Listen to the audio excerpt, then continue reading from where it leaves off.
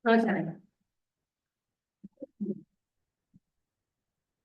Okay, do you guys need a break before we get into this? we good? All right, final docket on the agenda tonight is docket. 006. Okay, I used the old case number. all right. Docket 0-06 brought by, This is, may I? yes, go ahead. I was Okay. looking at on top of it, and that doesn't apply. All right. Okay. So this is, a review of a special exception case for a home industry that was granted by the Board of Adjustment in February of 2007. It was a home industry that was granted for farm equipment repair. And here, I'm gonna jump down to here's the decision. Oh, excuse me, that's the facts of finding from the administrator.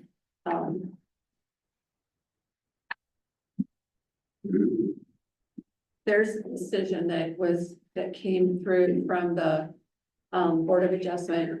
They granted the special exception request for the home industry. And these were the conditions that were put into place: exterior parking or storage of business-related vehicles, materials, equipment, no more than 48 hours, shall be limited to parking on the east side of the shop. Business shall be limited to farm equipment repaired by the applicants. The special exception specific to the applicants will not transfer to new owners of the property. Talks about occupancy certificate for a fence. And then exterior lighting is limited to a single security light, at the south edge of the building. This was brought back to us from concerns of the neighbors. Initially, noise was the complaint. Upon looking at this, there might be concerns that there's other business that goes on there or did go on there that wasn't all farm equipment. The complaint, like I mentioned, the initial complaint was noise. Before we go any further, can I just play some of the videos for you? I only have 3. I did get more evidence than that from the complainants. May I? Yes. Yes. This was from the 22nd of April.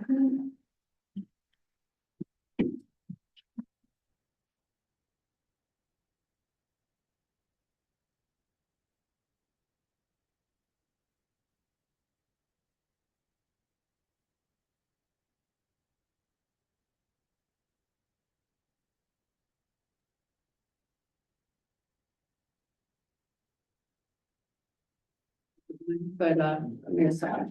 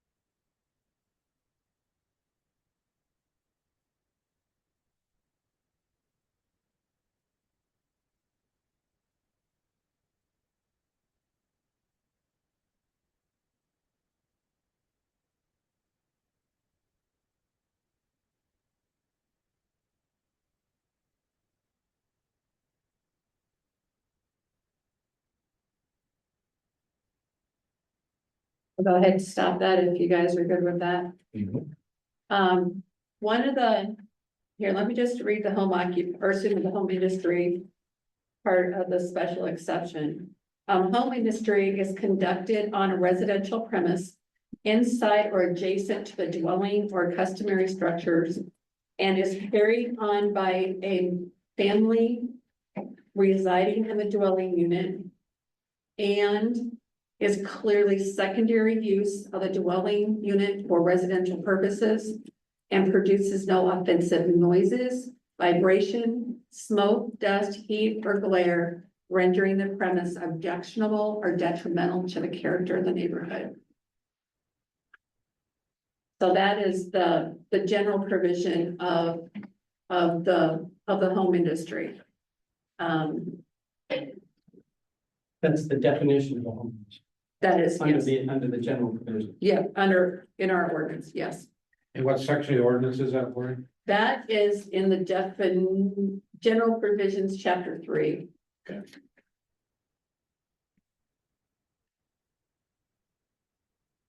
And that was the ordinance approved, what was the date of approval of the ordinance?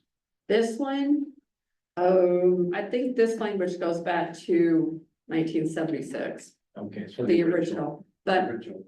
also, if you look in your packet, it states in the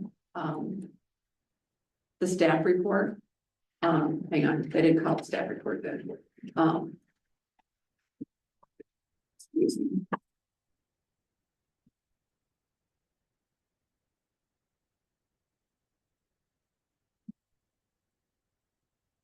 That's a finding.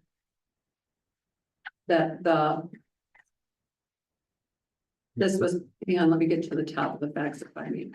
So here's the facts of finding as presented at the January 2007 meeting. The board is empowered to grant this special exception. Specific regulations for this include the criteria and the definition of the home industry. And basically that's the same language I just read to you. This goes back to the 2007 case.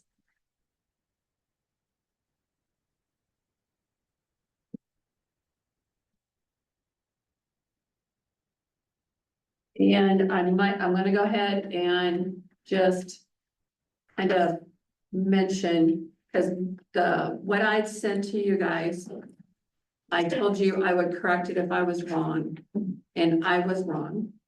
So I'm gonna go back and just kind of give you, let me get my staff report. You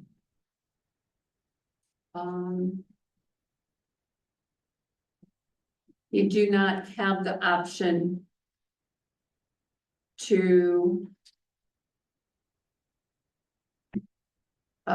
revoke any special exception. That is a non-option.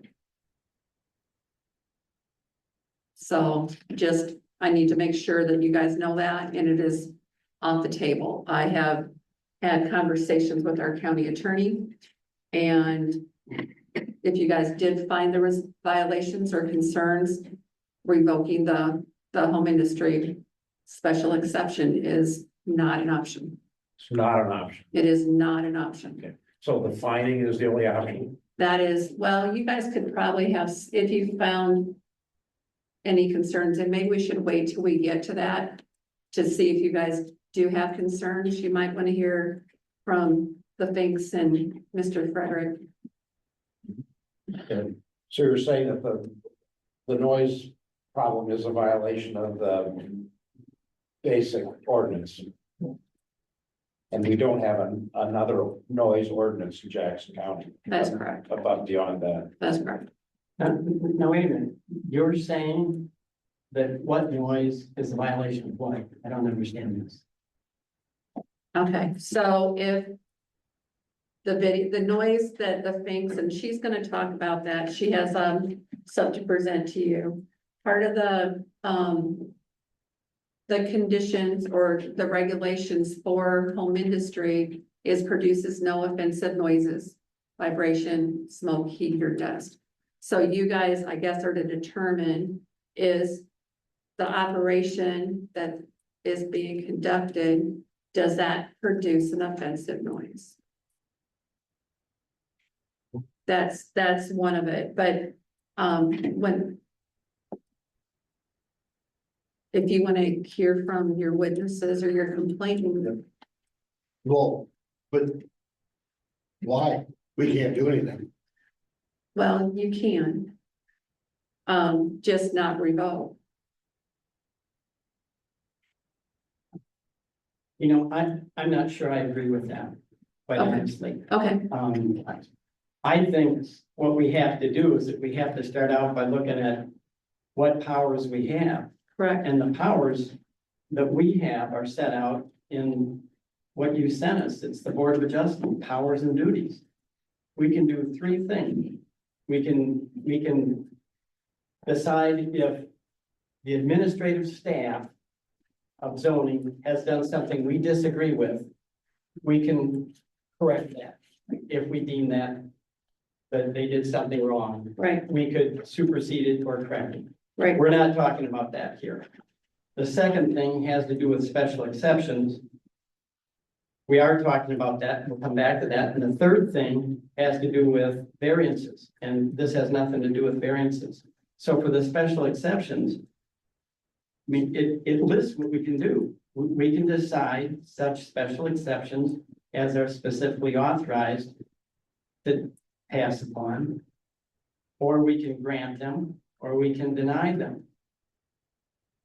In granting them, we can prescribe appropriate conditions in conformity with the ordinance. And it can't be granted unless and until there's been an application. We have to make all kinds of findings about, and it's all set forth. I'm not going to go all through it, but it doesn't allow us to go back and set new conditions. And if you look at what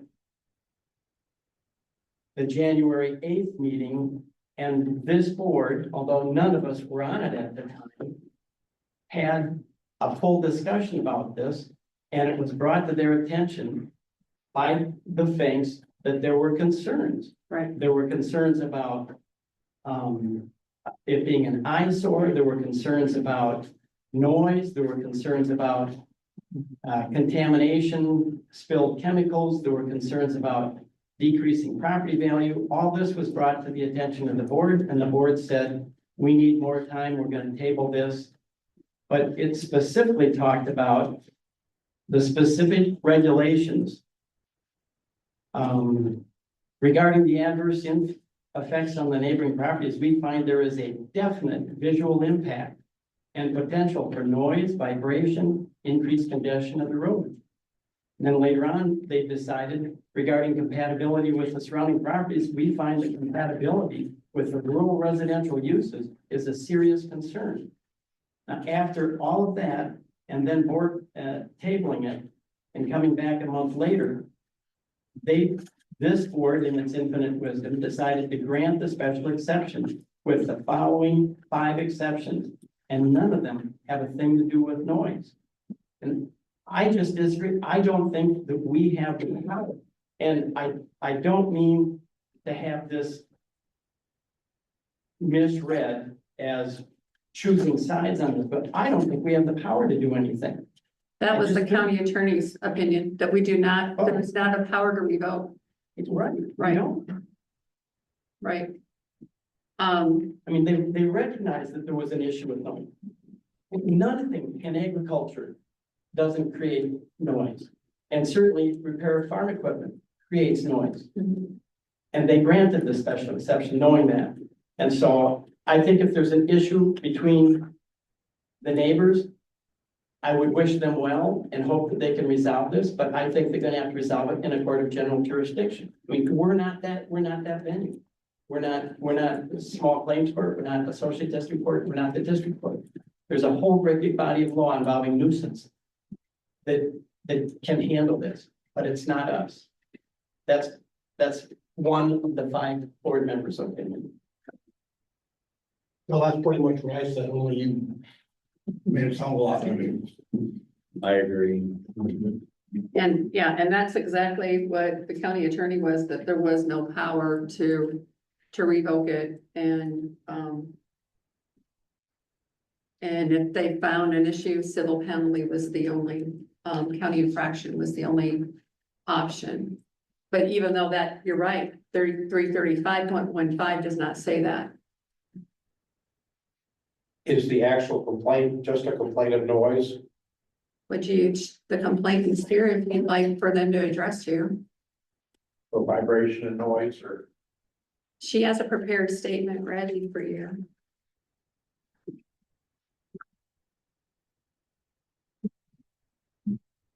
Sure, the statement. Yeah, I think that's the one that. Yeah, I sent it, or I sent it to you. Right. Because it came kind of late. But it's also in your packets, I think. Yeah. Where it says approval and main concern. Yeah, I guess at this point, I'd like to hear the prepared statement, so we have all the background on what's going on.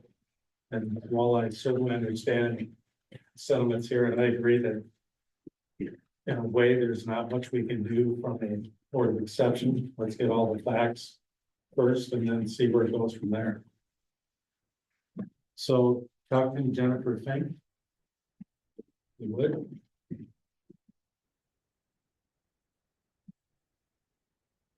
Good evening. My name is Jennifer Fink, and this is my husband Chuck. And we live across the road from Tom Frederick property in the business Frederick Building and Repair, operating at 2422 to 330th Street, owned by Mr. Tom Frederick.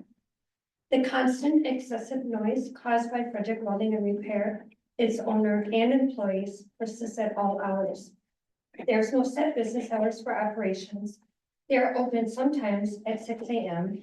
until after 8:30 p.m. Monday through Saturday, and sometimes working on Sundays. This loud banging, metal on metal grinding, and excessive noise directly interferes with our basic human needs, including the right to sleep, rest, and the quiet environment of our property. In 2007, Tom and Tricia Frederick were granted a special exception. The agreement included 5 conditions. All but one of these conditions have been broken or not followed. Despite this, for 17 years, we have attempted to coexist and made the following adjustments. I have changed jobs 3 times. I have rescheduled work and medical phone calls. I have moved the location of my home office. I have switched to working outside of the home. We now have our closed windows and storm doors year-round. We have canceled family plans at the house, and we have planted a tree line parallel to the road in hopes to decrease dust from increase in traffic. We also have contacted real estate agents who are advised the resale value has been negatively impacted. We have contacted the county sheriff's office, and law enforcement has limited ability to intervene. We also have contacted property owner Tom Frederick regarding the noise level repeatedly over the past 17 years. Recently, a board of supervisors member and the zoning administrator spoke directly to Tom, and he responded he would try to be neighborly, try to work with the doors closed during the time of loud noise, and inappropriately asked for my sleep schedule instead of taking any meaningful action. In the past, we were threatened with a hog confinement if we fought the Board of Adjusters' decision in 2007. Tom has even gestured to his customers to throw garbage on our property right in front of us. We have had our fire address post and our mailbox hit multiple times. We have had snow removal dumped down the ditch into our front yard. We have been hung up on, been given derogatory responses, including F you. We have been given a response of there is no noise ordinance, and also there is nothing we can do. Tom has stated his building is not properly ventilated for the industrial work he is performing, and he claims the business doors must remain open due to the internal heat, noise, and fumes. The business and its employees are also completing work outdoors in front of the building directly facing our home with the garage doors open, increasing the noise level exponentially. We have collected over 200 audio files in the past month alone and forwarded some of these files to the Zoning Board Administration Office, highlighting the extent of the sporadic, excessive, and disruptive noise. Despite these conversations, there's been no improvement. This activity continues and the quality of life continues to be severely impacted. There's been no sustained or serious effort to mitigate this excessive disruptive noise levels, and talks with Tom have gone unresponsive or ineffective. We are seeking relief from the Board of Adjusters. The noise disruptions are excessive, continue, and are over the level of what the average person would deem reasonable. We feel this is no longer a home-based operation. We do offer a simple solution to this serious matter, and we respectfully request the board enforce the original rules and add they require all business operations be conducted indoors only. Require that all doors remain closed during operations. Enforce the work to be completed by the applicants listed only as part of the original agreement, no employees. Stop outdoor industrial work immediately. Protect neighboring properties from the noise, traffic, debris, and environmental violations. Require the compliance of the building's original stated agricultural intent or remove the special exception, which we now understand cannot happen. The original intent was to store hay and to help out the local farmers with any repair they may have. We also request that the business owner, Tom Frederick, addresses ventilation, heating, and cooling concerns within state, county, and local laws and ordinances, so the doors can remain shut and we can coexist, we can operate, and we can live in peace. We do request any amendments or new agreements in this matter to the special exception granted in the 2007 decision be forwarded to us for our records for future use. I'm a nurse. I work third shift in Dubuque. I have to sleep during the day. My husband works early morning hours. We are both disrupted by this sporadic morning, afternoon, evening, even late evening. This is also on the weekends. This is on Sundays. We've had family members leave our home. We've had company leave. We have had to cancel family gatherings. Our children are grown. Their graduate studies are done. They have moved out of the home. We now have the time, the energy, and the means to try to improve our quality of life and get some sort of agreement so we can all coexist. I don't want to lose my livelihood. I changed my job 3 times at home, and now I have to work outside of the home due to this excessive noise. We do not want Tom to lose his livelihood either, but we would like an agreement of some sort in writing where those doors are shut and they do work within inside of the building to help contain that noise for us. And we don't even care the fact that he has employees that he's not supposed to have as per that agreement. He's had them the whole time. His brother worked his own business, Freedom Hydraulics. You can look that up. His brother worked out there. We don't care about any of that. We just want the doors shut and the noise down. That's all we're asking. We're not asking to get rid of the employees he's not supposed to have. We're not asking for any of that. All we want is some quiet. That's it, some peace and quiet. That's all we're looking for. Thank you for your time. Thank you. Thank you. Do you have any questions for Chuck and Jennifer? I do have one, if you don't mind. Yeah. Is this the first formal noise complaint you've submitted in the 17 years to some governing body? Besides calling the sheriffs and being told there was nothing we could do. Because the Jackson County doesn't have a noise ordinance. That's what we've been told since the beginning, and there's nothing that they can do. Okay. I have been in contact via email and phone calls a couple of times, but this is the first official formal complaint that we have filed, yes. Okay. May I? Mm-hmm. First time I talked to Jennifer was in November of 2022. And she was this close to making the official complaint, but then she's like, okay, it's getting cooler. Yeah. Things are good right now. I'm not gonna do anything because winter's here and this is gonna quiet down for me. So she chose not to move forward at that time, but we were, I mean, that close, because you were, but then she realized it was November. Yeah. Okay. Any other questions for the defense? Well, is it Mr. Frederick here? Yes. Okay. We'd like to hear what's going on. Well, sometimes I can't keep the door shut because machinery is big. I can't get it in the shop. Planters, everything's getting big, and I got my tie downs down outside the street and stuff, my pole stuff. I got that outside, so I gotta use that. And then, of course, it's the smoke and dust and stuff, and it's nice to have the doors open. Chuck had a business in Dubuque. He had a car business. He left his doors open all the time. He ran impacts and stuff like that when he had kids. So I don't know what the noise is, and it ain't noisy all the time. I do pound on iron, beating shafts out, all that stuff. So I ain't saying I don't make no noise. I'm not saying that. But I was never told how much noise. I asked, I go, what is the limit? I don't know the noise limit. And Ed, neighbor down the east of things, he works second shift. I asked him just the other day if he had any complaints on the noise. He said no, nothing at all. Right there's Ed. He had no complaints. Lauren Kramer, I asked him, he's the next place out. He said no complaints neither. So, and we put dust control on the road too.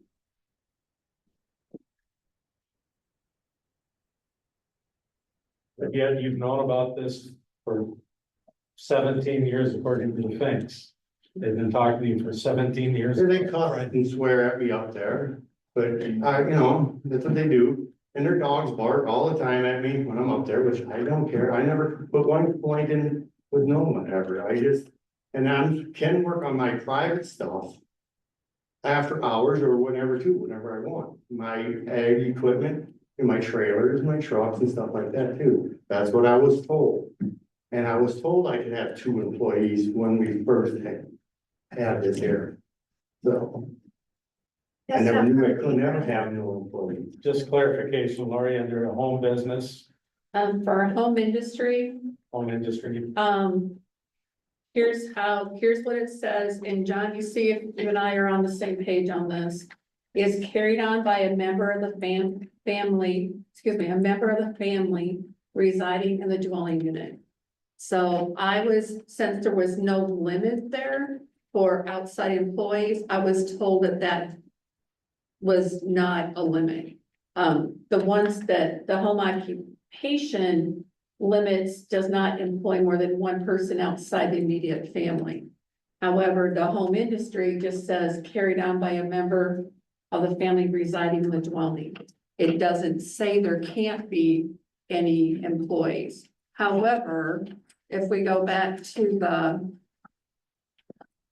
the decision, it's worded a bit different. Sorry, I'm not putting my hand on it.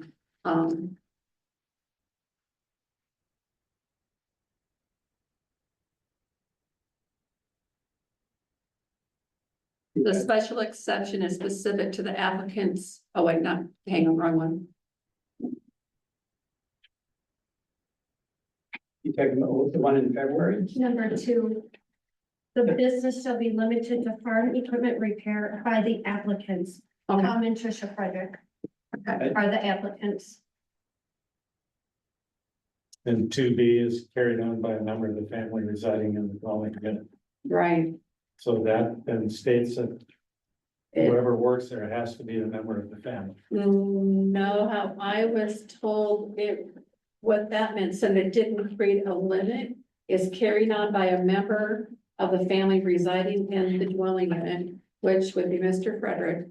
But it doesn't, like the home occupation and the farm home occupation, both have specifics about who can operate it, how many employees they can have outside of the resident family. Yeah, for the home occupation, it specifically says a business which does not employ more than 1 person outside the immediate family. But for home industry, there is nothing like that.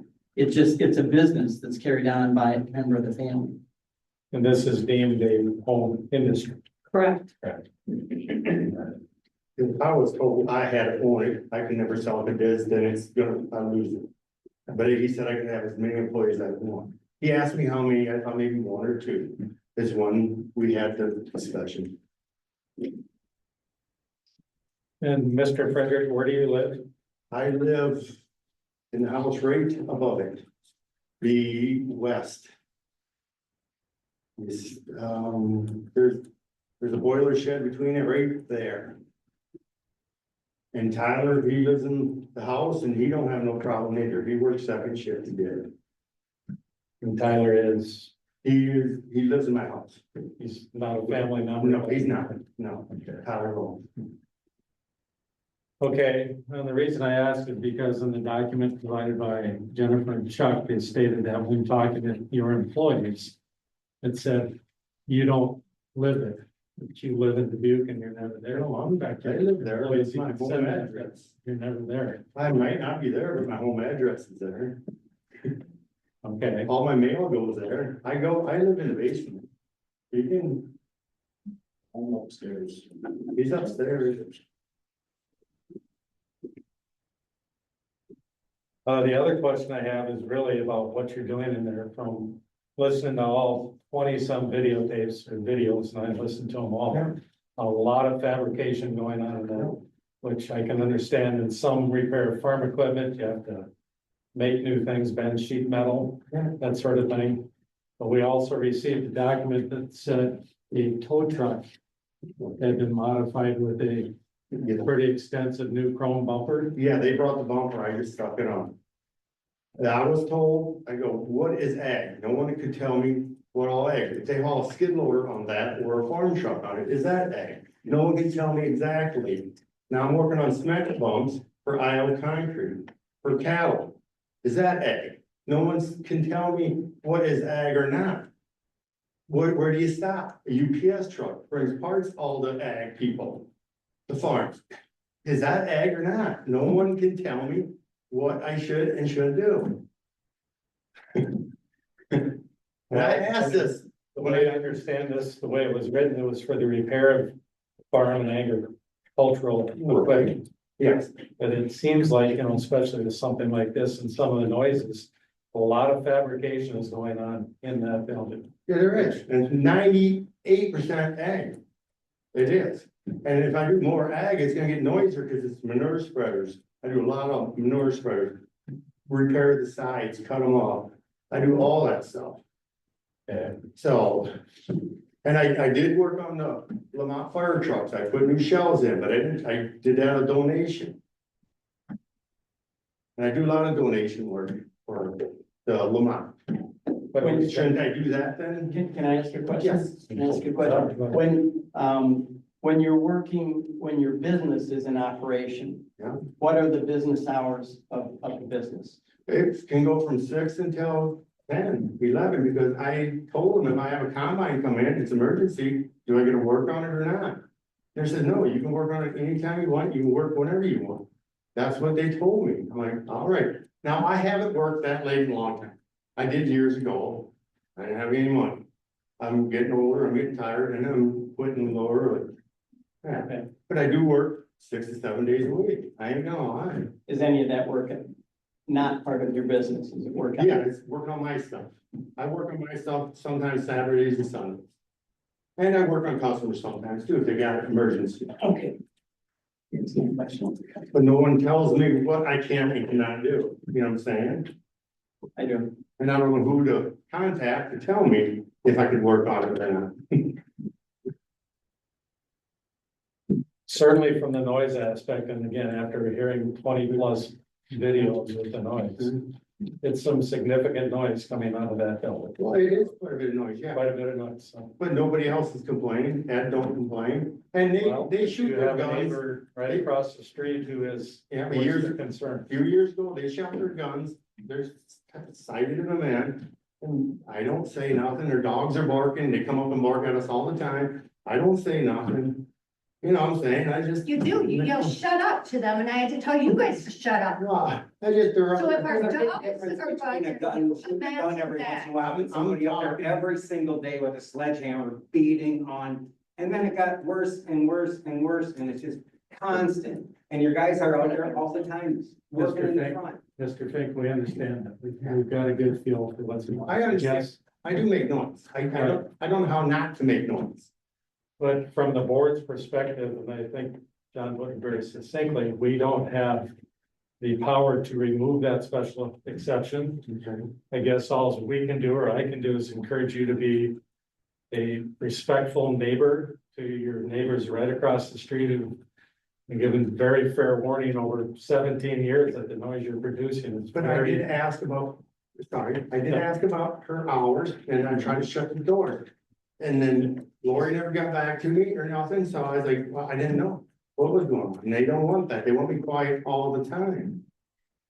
Well, not from what I read, and what I think, what I read in here is that an acceptable solution would be at least to keep the south door, the one that faces them, closed. That's the two big doors. Whatever one is across. the Yeah, there's two real big front doors. That's my main doors. I have one little door on the other side. Okay, but the two big main doors that face their house, the one I see on the video. Yeah. That's where all the noise is coming out, right across the road, Right, 160 feet away. right. I think what I read in their request is it's tolerable if those doors are shut when that noise is going on. Yeah, and if there's a neighborly way to figure out how to do that, that certainly I think would go a long way to resolving the issue. I've been shutting them quite often, but sometimes you got to hit something 3 times. Do I shut all my doors quick and hit it 3 times and open it back up?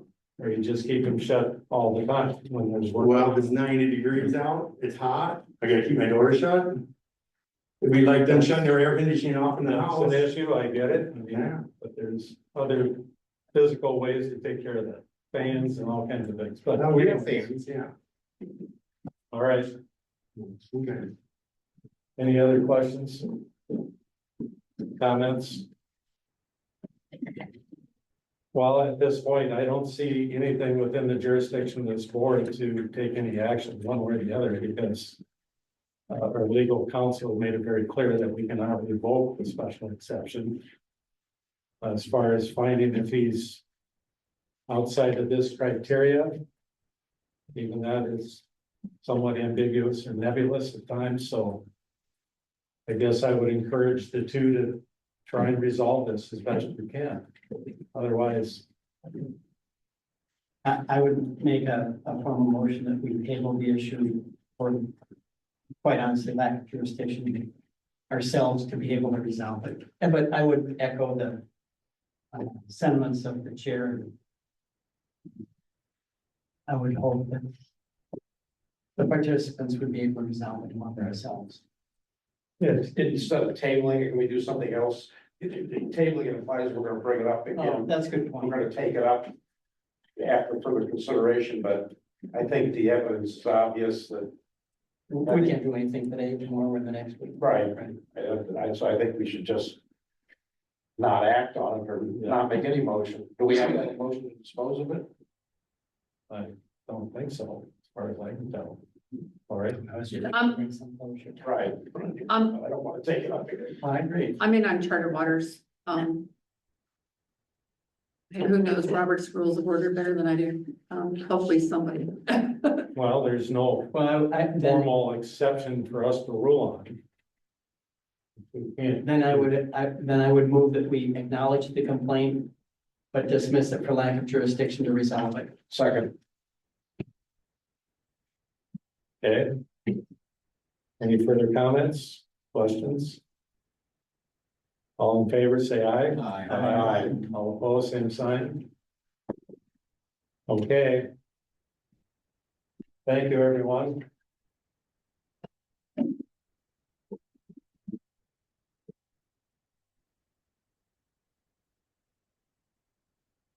Have we got Laura waiting in the wings for us too?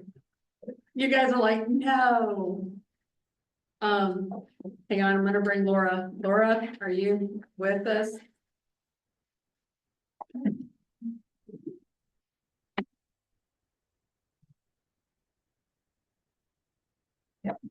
Okay, I don't know if you heard the groans, they were meant for you. What's that? I don't know if you heard the groans, but they were meant for you. Oh, I thought you were gonna give them a break No, before we started. they were ready to, they were gathering up their stuff. They're ready to walk out on me. Okay. Well, are we still gonna go or? Yeah, I think we're still okay, guys. It's 8:30. Well, just to give some perspective, is this This is take a the, while, or is this something we can wait till next meeting, or what do you? it's really time sensitive for us. Okay. We're trying to move this through so it can be presented back to the zoning commission and hopefully have this to the board of supervisors in July. This is only their portion of it. Is that correct, Laura? The Board of Adjustment portion of the ordinance? What I'm wondering is, did they get the revised version? And they just got the revised version. So here's my proposition for you, board members. I would like to just go through this and let you think about it, and we'll be back next month because we did make changes and you just got them.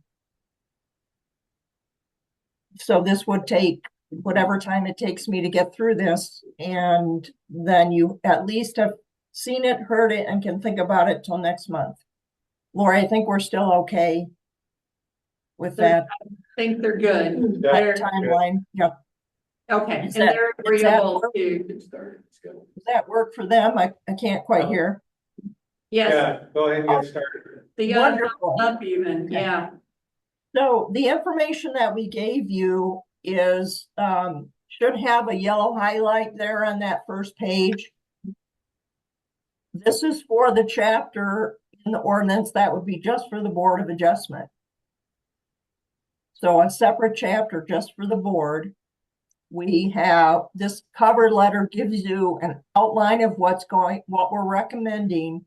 Then we have a red line version and a clean version. And at this point, let me just walk through this letter and give you an idea of where we're at with our recommendations.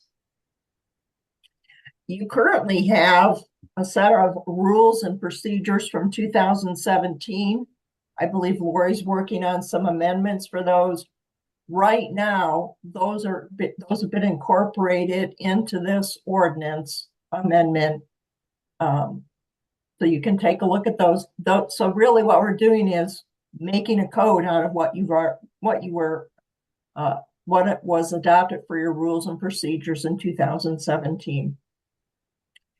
We did move some of the existing language in your ordinance. So the way that I've set this up for the red line version is there's 3 colors. Black means that text is the original text.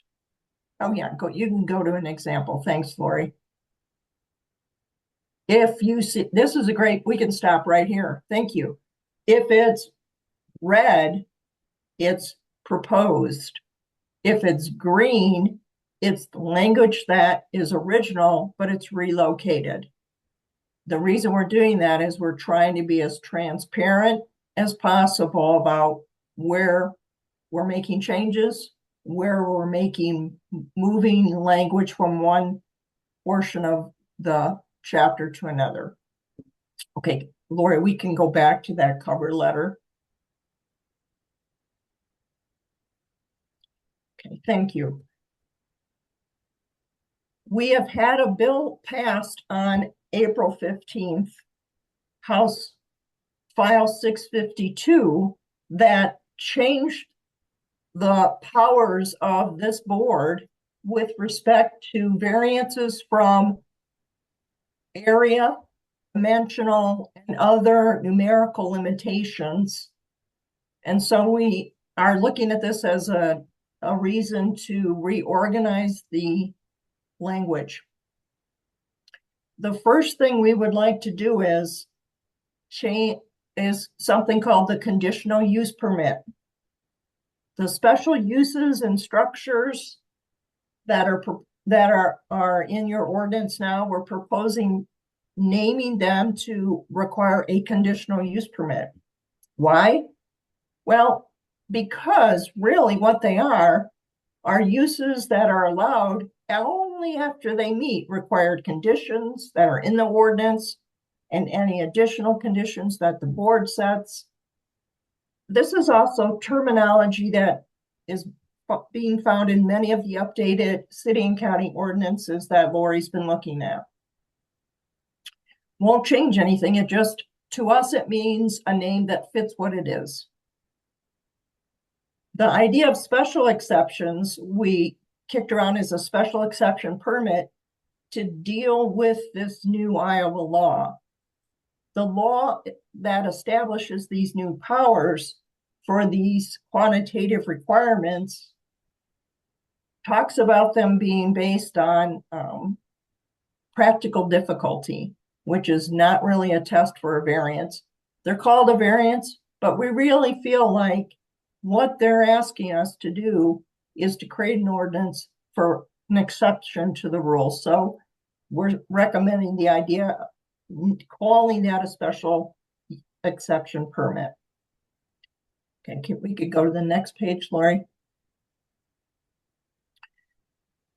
Because the Iowa Code amendment refers to variances, dealing with what our current zoning ordinance calls quantitative requirements, we've come up with this term variances from non-quantitative requirements. We really can't think of an example, but we just don't want to leave anything out. So it's kind of an awkward name, but we feel like it's a catch-all. There could be a variance from something that's not numerical or dimensional. We just can't think of it at this point. The other thing we have been doing is the staff has been looking at the caseload for the board, in particular for special exceptions dealing with setbacks. There are many of your cases, a good portion of them, that deal with setbacks.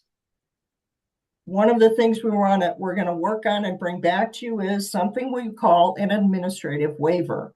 The concept here is that these setbacks could be approved at the administrative level by the zoning administrator. We would look at making sure that the impacted property owners, generally those abutting the property, requesting the change, would sign off and say they're okay with it. Why we want to do this is we want to reduce the number of cases that come to this board. We also can see a pattern where there's a type of request that we think we can get.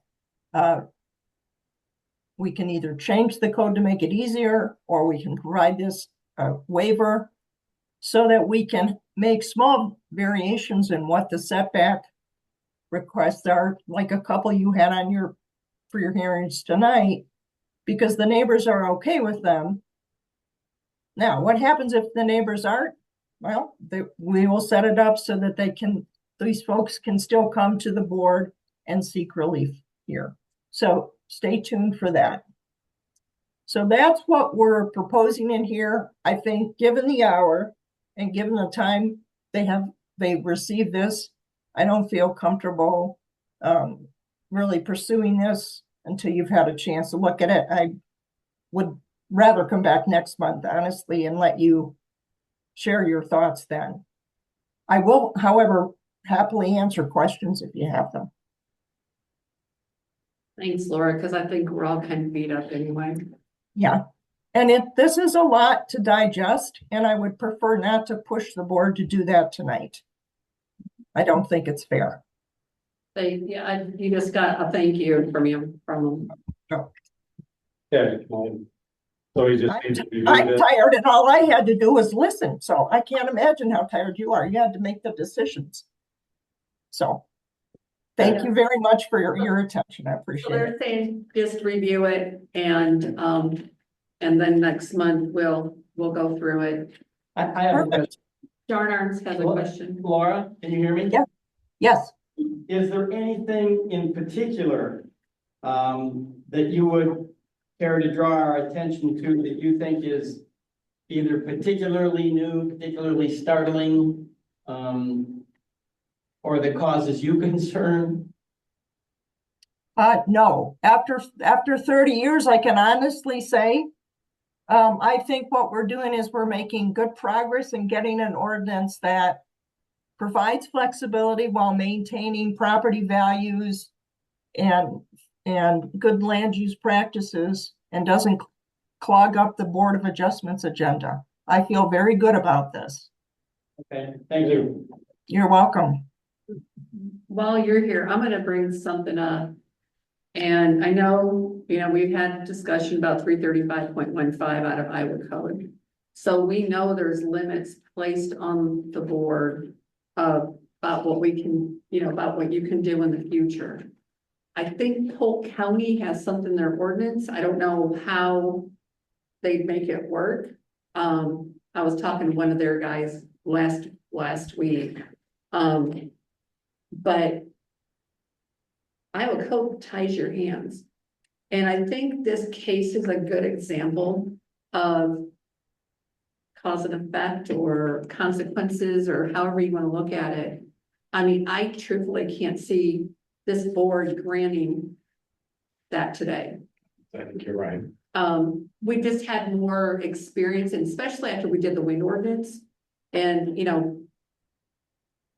yeah, the public, but at the same time, it also makes us want to think about when we're granting these, and also if we ever got wind ordinance, that's going to come to you guys. And we all have in our mind, it's like, well, we're doing this as special exception. You fail and it goes bye-bye. Well, we're learning that's not the case. But I think this is also a classic case of what you were talking about earlier. Here's a business that expanded far beyond what it was 17 years ago. I mean, I remember what it was 70 years ago, and it wasn't nowhere near what it is today. And, And that was part of the reason I'm thinking, oh, shoot, that's right. I was thinking about that condition with Right. Greg and Mary's, because if that changes and they start adding 2, 3, 4 more buildings, they've changed the scope of that, which was originally granted. So that's why I went there, but John, that was a good point. can you see any, you Oh, can't that's see any, me. I'll jump off. pardon me? Oh, she jumped off, so she's done. But yeah, so it's one of those, it's like, wow, there's consequences sometimes, but at the same time, you want to allow for use of people's land. I mean, you don't want to say, nope, can't do it. But I don't know, it's a double-edged sword. But as you interfere with the quiet enjoyment of other people's property too. The one that comes to my mind in recent time is the Woody Campground south of Bellevue. And are they gonna put ever gonna put the trees up?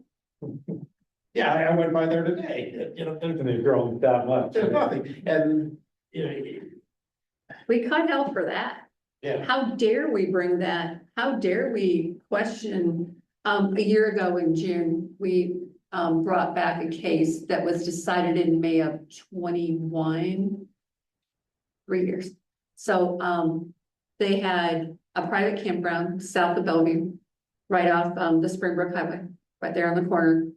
First gravel road on your right, on your left. And one of their conditions was they must have a berm, a fence, or a hedgerow, trees of 6 foot tall within 3 years of the granting of the special exception for the private campground.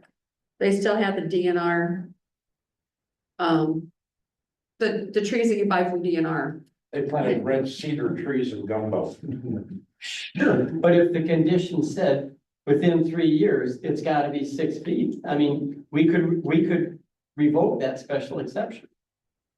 Or find them. Maybe Yes, we- fine, because it says we can't revoke. I don't think we. can Oh, revoke sure, it. that one case, one of the cases that you and I communicated about, you sent me a copy of. Yeah, That- oh, and wait, the- yeah, they the did. lime- The bar, and yeah. They took away their special They exception. did, yeah.